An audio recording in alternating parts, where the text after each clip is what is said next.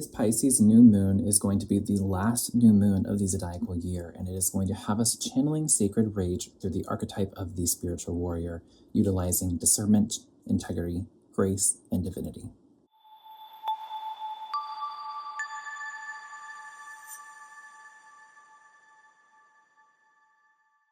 Hello, everyone, and welcome to this episode of the Hummingbird Arcana Podcast. I am Jo Hummingbird. I am an Evolutionary Astrologer, Usui Reiki Master, and a Tarot and Oracle card specialist. Today, I am here to bring you an episode all about the upcoming Pisces new moon that we have happening this upcoming Wednesday on March 18th, and this will be happening at 8:24 p.m. Central Standard Time.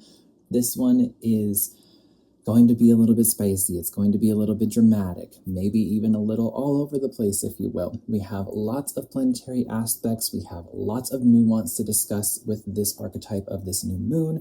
And if you are interested in hearing all about it, then keep on listening to this episode of Hummingbird Arcana.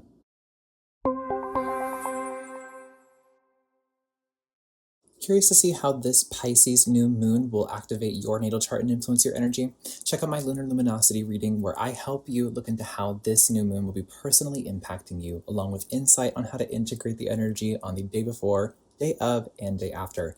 This is the perfect reading if you want to align your life with the natural cycles of the moon and work with her astrological archetypes. So head to the link in the description or the show notes below to book a lunar luminosity reading of your very own. Now back to Hummingbird Arcana.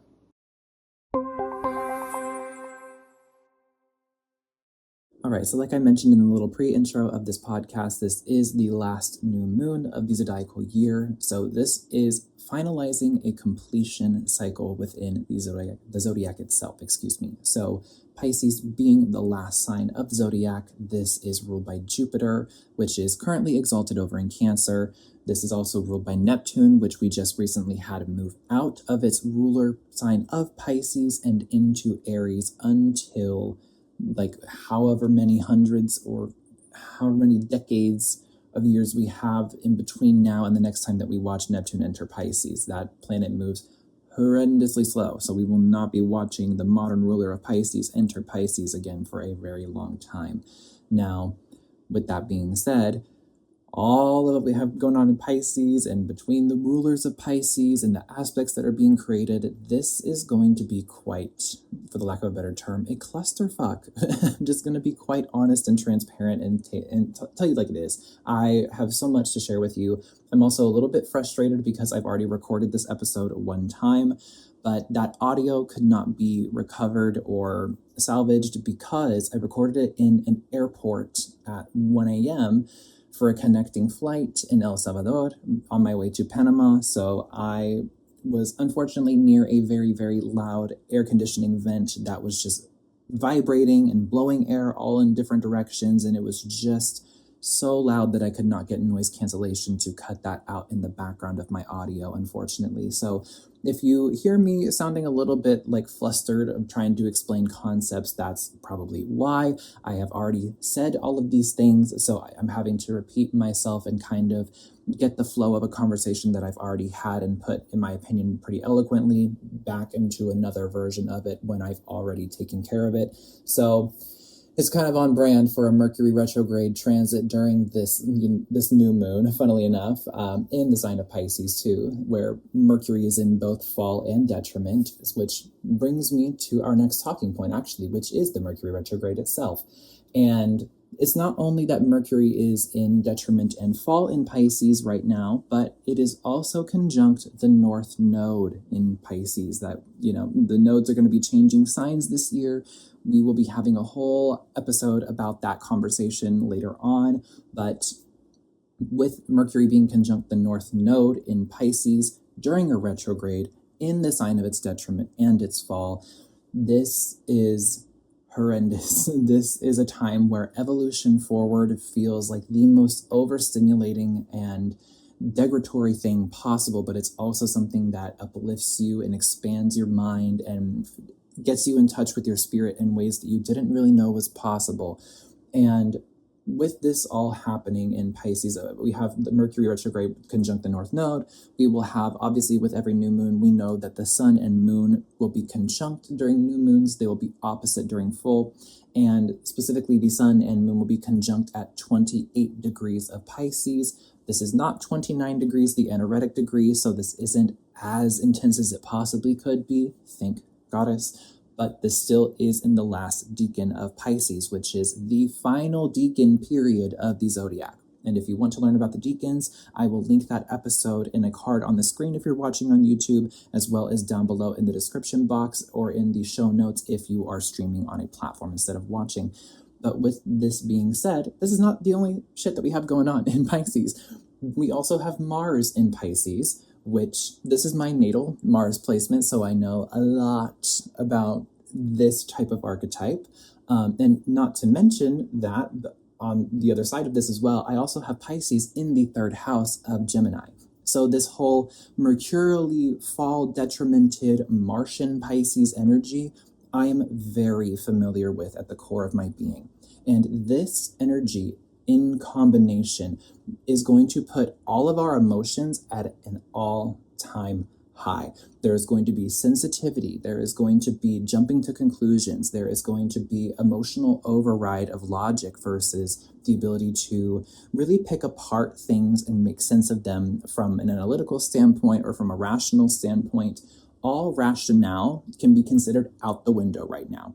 Not that everybody in the world and every single situation won't have any rationale to function off of, but it won't be the first thing that we turn to unless we know what to work with in our chart, with our own psychosomatic practices from, a mundane standpoint, if that's what helps you. But particularly with the Martian mercurial detriment fall Pisces energy. This energy, not just is it going to put emotions and sensitivities and, assumptions on all-time high. This is going to be where people take action upon that and don't think before they act. This is a very easy time to be impulsive and to not really be clear-headed about what you're doing before you do it. Now, I'm not saying that to be like, oh, fearmonger, don't do anything, sit still and don't touch anyone, don't talk to anybody, hermit, isolate yourself. That's not what I'm saying about this new moon in particular.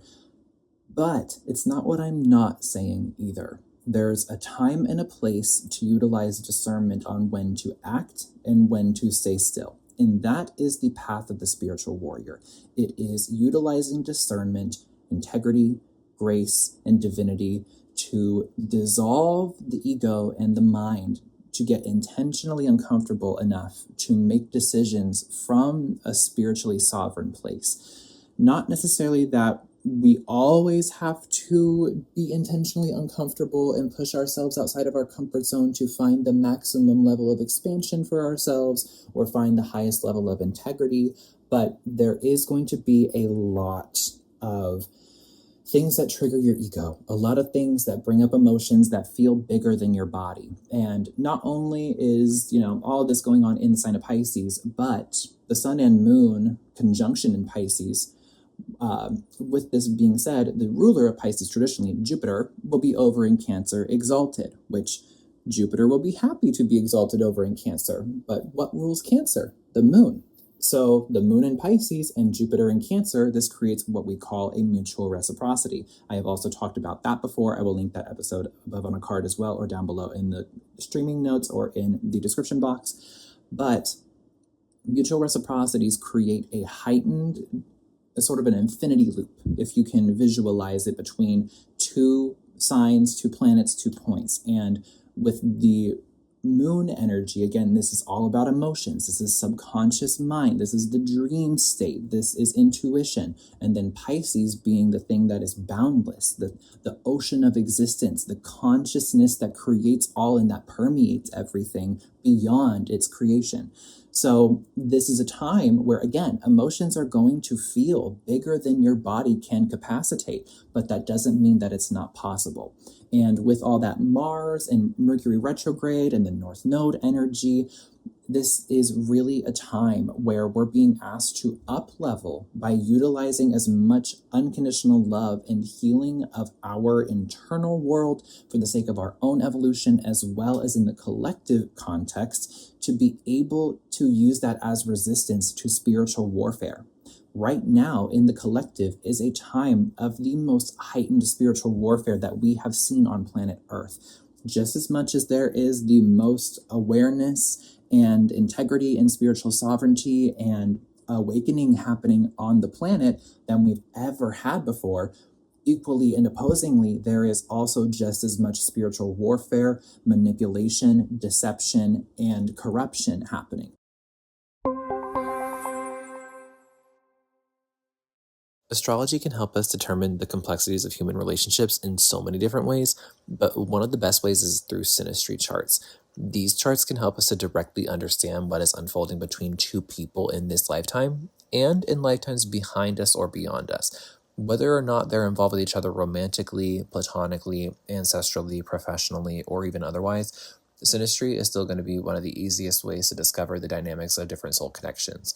And if you want to see what cosmic connection you have with a certain someone in your life or on your mind or in your heart, then head to the link in the description box or in the show notes below to book your synastry chart reading with me today. Now, back to Hummingbird Arcana.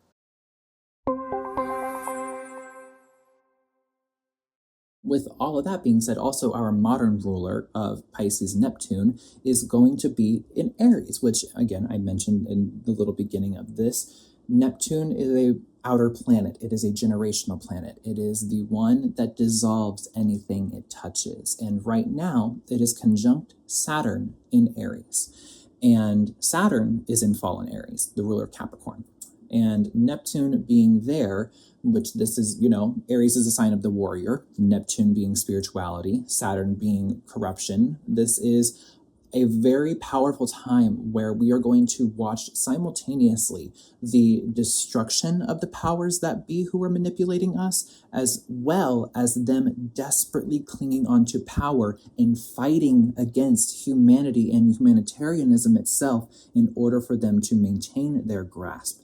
Now, this is why we are being challenged from the inside out, from the spirit level into the material, to utilize love and healing as resistance to this spiritual warfare. This is a time where we need to be collectively hyper-vigilant, not of each other and fighting each other from a culture war. We need to be fighting the higher-ups from a class war. We need to be taxing billionaires. We need to be stopping oil companies. We need to be holding people accountable who are placating politicians. We need to be holding people accountable who are running certain rings around the world, if you know what I mean, and trying to destroy what is left of humanity for sake of putting money in their pockets and also destroying the planet while they're doing it. So this is not a time where I'm trying to fearmonger you into stepping into things that just make you uncomfortable for sake of stressing yourself out and raising your cortisol levels. Get out of the Virgo mindset. South node of this, that's where South node is currently. If we have North node in Pisces, exactly 180 degrees opposite, we have the South node. South node is everything that we have been mastering collectively, that we have spent lifetimes moving through. And with that being in the first decan now of Virgo, as well as the North node being in the first decan of Pisces now, this is a time where we are being asked to let go of that practicality, to let go of the need to have the routine that supports us immediately. Not that it can't be always present, not that it can't be a backbone to support you, but it needs to be something that isn't absolutely the highest priority. This is a time where, the more shadow aspect of the South Node in Virgo can be to lock into the workaholic mode for sake of survival. And the medicine to that experience is being able to serve in devotion, something that feels like your soul is calling forth your divinity from within your vessel and without your vessel, that feels bigger than you, but sometimes really isn't. It boils down to you being able to have your quality experience and your routine at the end of the day, but not if you don't serve the community first. And with Virgo's ruler Mercury retrograde over in the opposite sign of Pisces, its detriment and fall This is a time where that feels harder than ever to do, but you have the most spiritual support and motivational energy backing it up to be able to happen. So again, utilize love and healing, not just for other people on a communal standpoint, but for yourself too, to be able to mutually reciprocate the support from emotional, spiritual, psychological, and physical circumstances to be able to launch yourself forward, to take action in a divinely aligned way, whether that's you advocating politically, you posting on social media because you have a following, you speaking your mind to your family who's conservative or closed off, or this is a time where you get to share your thoughts and your ideas or hold people accountable to the things that they are doing that aren't in moral integrity. So the ways that we have to do this, again, through the spiritual warrior, through discernment, through integrity, through grace and divinity. There is not always an easy way for that to happen. And Pisces, with it also being the ruler of deception and rose-colored glasses, we want this to be a lot more dreamy and easier for us than it actually is. And especially with the traditional ruler of Pisces over there in Cancer, where it's exalted, and the moon, the ruler of Cancer, over in Pisces, creating that mutual reciprocity, we're going to be holding on to the emotional parts of us that really want that dreamy state of life back. But we're not going to be getting that right now. And that is totally okay. It is not a bad thing to feel dysregulated or disoriented or disconnected from the collective during times of fascism, genocide, war, ecocide, and ultimate division in spiritual warfare on this planet. There is absolutely no way to escape that when you are on Earth at this time as a soul, collectively agreeing to be a part of this shared experience, whether or not you're directly involved.